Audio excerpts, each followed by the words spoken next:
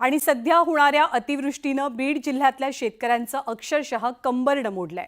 बीडच्या माजलगाव तालुक्यातल्या सरस्वती नदीकाठच्या कोथरूड गावात आजही गुडघाभर पाणी आहे। अस्मानी आणि सुलतानी संकटाचा सामना करताना शेतकरी पुरता खचून गेलाय। दुबार पेरणी करूनही अतिवृष्टीनं शेतकऱ्यांच्या स्वप्नांची माती केली आहे। सोयाबीन, कापूस या पिकांचं नुकसान झालेलं आहे आणि या नुकसानीमुळे केलेला खर्चही निघणार नसल्यानं शेतकरी संकटात सापडलाय। 2 वेळेस पेरणी करून आम्हाला काहीच हातात नाही। आमचा कापूस गेला, आमची सोयाबीन गेली, आमचं काय आसन बैलाची वैरण सुद्धा जागच्या जाग्याला आज 1 महिनाभर पाऊस असून वळ्या सुद्धा जागच्या जाग्याला जिरली। आता काहीच उरलेलं नाही शिल्लक।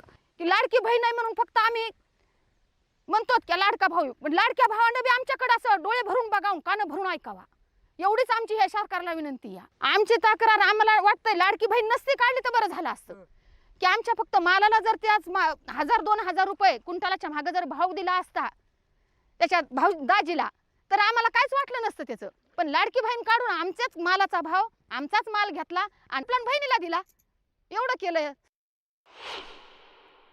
दिवाळी आमचे सारे सणाचे स्वप्नच ह्या पावसात वाहून गेले, धुवून गेलेत पार।